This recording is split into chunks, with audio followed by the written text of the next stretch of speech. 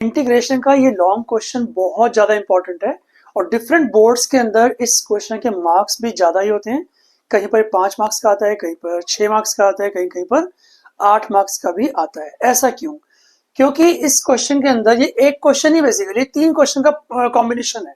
आप देख सकते हो यहाँ पर mod of x minus 1, mod of x minus 2, mod of x minus 3, lower limit 1, upper limit 4। हम इस क्वेश्चन को 3 छोटे क्वेश्चंस में डिवाइड कर सकते हैं। देखो कैसे। First part 1 to 4 mod x minus 1 dx. Second part 1 to 4 mod x minus 2 dx. And third part 1 to 4 mod x minus 3 dx. ठीक है, तो फर्स्ट जो पार्ट है इसको मैं I1 बोल रहा हूं, सेकंड जो पार्ट है उसको I2 बोलता हूं, एंड थर्ड पार्ट को मैं I3 बोलता हूं। तीनों पार्ट्स के आंसर निकाल करके सबको ऐड कर देंगे तो आपका आंसर डेफिनेटली आ जाएगा, बट बहुत ध्यान से करना पड़ेगा। सबसे पहले प्रॉपर्टी चेक करनी पड़ेगी कि इन क्वेश्चंस के अंदर मॉड के जितने भी क्वेश्चंस होते हैं कौन सी प्रॉपर्टी वर्क करती है। तो एक हमने प्रॉपर्टी पढ़ी होगी a2b fx dx. This can be written as integration a to c fx dx plus c to b fx dx। मतलब क्या हुआ इसका? इसका मतलब नंबर लाइन के ऊपर लोअर लिमिट a है, अपर लिमिट b है और बीच में कहीं पर एक क्रिटिकल पॉइंट c है। इस तरह से हमने पूरे क्वेश्चन को 2 डिफरेंट पार्ट्स में डिवाइड कर लिया, a to c and c to b। अब क्वेश्चन उठता है कि मॉड के क्वेश्चन में हम ऐसे कैसे करेंगे। मॉड के क्वेश्चंस के अंदर जो भी आपको फंक्शन दिया हुआ है वो हमेशा पॉजिटिव रहेगा। कहीं पर नेगेटिव आ रहा है तो भी उसको पॉजिटिव करना पड़ेगा। कैसे करते हैं बहुत ध्यान से देखना। चलो पहले I1 करते हैं।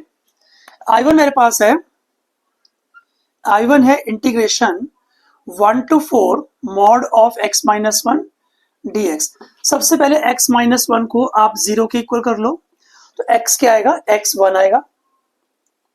अब यहां पर लोअर लिमिट है 1, अपर लिमिट है 4, बीच में कहीं पर पॉइंट आना चाहिए बट नहीं आया, 1 यहां पर आता है। तो इसका मतलब आपके लिए जो मॉड x माइनस 1 है वो हमेशा पॉजिटिव रहेगा, मतलब कहीं पर नेगेटिव होगा ही नहीं वो।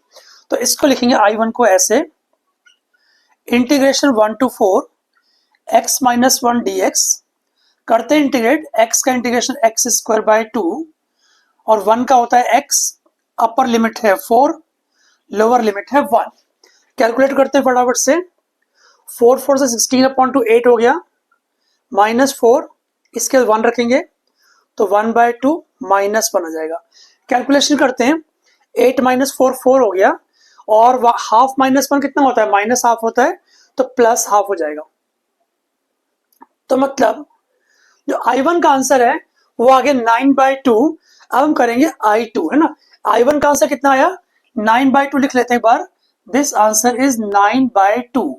बहुत ही इजी तरीके से कर रहे हैं हम लोग, ठीक है, ताकि आपका क्वेश्चन जल्दी से खत्म हो जाए और आपको मार्क्स भी पूरे मिल जाए। चलो I2 की बात करते हैं।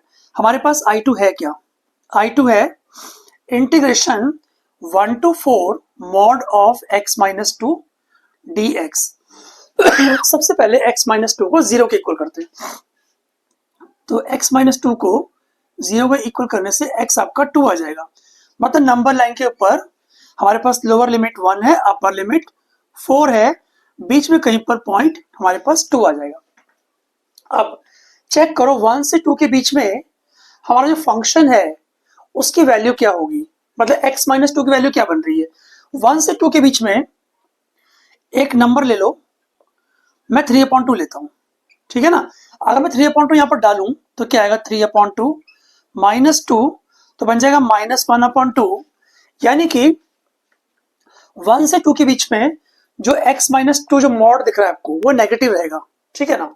एक सेकेंड, नेगेटिव रहेगा मतलब ऐसे देखो, इंटीग्रेशन 1 से 2 के बीच में हमारा फंक्शन नेगेटिव है, मतलब 2 माइनस एक्स रहेगा, प्लस आगे चलते हैं 2 to 4 के लिए हमारा फंक्शन पॉजिटिव ही रहेगा। आप चेक कर सकते हो 2 से 4 के बीच में कोई भी नंबर चूज कर लो, लाइक 3 रख लिया, 3 रखने पर 3 माइनस टू पॉजिटिव आ रहा है, इसका मतलब इसको नेगेटिव करने की जरूरत बिल्कुल भी नहीं है। x minus two D x, बस I2 कैलकुलेट आराम से करते हैं। सबसे पहले 2 को इंटीग्रेट करेंगे तो आएगा 2x। एक सेकेंड करते बच्चों। हाँ, 2 का इंटीग्रेशन 2x हो गया, और x का होता है x square by 2, upper limit 2, lower limit 1। आगे चलते हैं, x का integration x square by 2 minus 2 का इंटीग्रेशन 2x हो गया, अपर लिमिट 4, लोअर लिमिट 2। ठीक है, बढ़िया। आगे चलते हैं, पहले 2 रखेंगे तो 2 टू 4 माइनस 2 स्क्वायर बाय 2, ये भी 2 हो जाएगा, माइनस अब रखेंगे 1 तो 2 माइनस 1/2 ये आ गया। आगे चलते हैं, यहां पर पहले 4 रखना पड़ेगा, पहले अपर लिमिट रखते हैं फिर माइनस लोअर लिमिट करते हैं।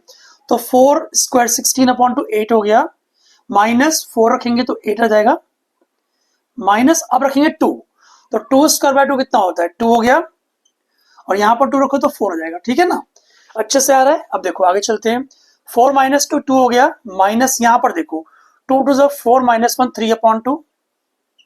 आगे चलते ही कट गया, 2 माइनस 4 इज माइनस 2, और माइनस बाहर लगा हुआ तो प्लस 2 लिख देंगे हम लोग। 2 प्लस 2 हो गया 4, 4 माइनस 3/2 कितना होता है, ये होता है 5/2। यानी कि जहां I1 हमारा 9/2 था, I2 का जो आंसर है वो आ रहा है 5/2। ऐसे ही हम लोग I3 कैलकुलेट कर लेंगे बहुत आराम से, काफी इजी क्वेश्चन है, बट ध्यान से करना पड़ेगा बहुत ही केयरफुली, वरना इन क्वेश्चंस के अंदर मार्क्स कटते हैं सिर्फ गलतियों के, क्योंकि नॉर्मली बच्चे गलती करते हैं इस क्वेश्चन को, है ना, सिली मिस्टेक होती है, तो वो चीज ध्यान रखनी है आपको। हम लोग I3 देखते हैं कैसे होगा। लोअर लिमिट है 1, अपर लिमिट है 4, क्रिटिकल पॉइंट 3 आएगा। 1 से 3 के बीच में हमारा जो फंक्शन नेगेटिव आएगा पक्का, अब रख के देख लो, नेगेटिव आएगा पक्का। तो यहां से देखो ऐसे 1 2 3 फंक्शन नेगेटिव कर दो तो 3 माइनस एक्स आ गया, प्लस आगे चलते हैं 3 टू 4, 3 टू 4 में फंक्शन आपका पॉजिटिव रहेगा। इस तरह से हमें कैलकुलेशन करनी होगी बहुत ध्यान से। 3 का इंटीग्रेशन 3x हो गया, x का x square by 2, lower limit 1, upper limit 3। ऐसे यहां पर देखेंगे x का integration x square by 2 and 3 का इंटीग्रेशन 3x हो गया बच्चों, upper limit 4, lower limit 3। Calculation ध्यान से करनी है, बट 3 3 9 माइनस 3 स्क्वायर 9/2, 9 था ना बच्चों ये, हो गया, माइनस अब रखेंगे 1 तो 3 माइनस 1/2 ये आ गया। अब आगे चलते हैं, पहले रखेंगे 4, 4 स्क्वायर 16/2 8 हो गया, माइनस 12। अब करेंगे माइनस, पहले रखेंगे 3 3 रखना है ना, 3 3 9/2, 9/2 और माइनस 9 आ गया। ठीक है ना, आगे चलते हैं, 9 माइनस 9/2 होता है 9/2, माइनस 3 माइनस आप कितना होता है 5/2, फिर आगे चलो माइनस 4 आ गया, और यहां पर ये आ जाएगा माइनस कितना 9/2 प्लस 9/2 बन जाएगा, है ना। 9/2 प्लस 9/2 हो गया 9, 9 माइनस 5/2 माइनस 4 बचा। And what is 9 minus 5/2 minus 4, ध्यान से देखो, 9 माइनस 4 होता है 5, एंड माइनस 5/2 जब करेंगे तो हमारे पास कितना आएगा 5/2 आएगा।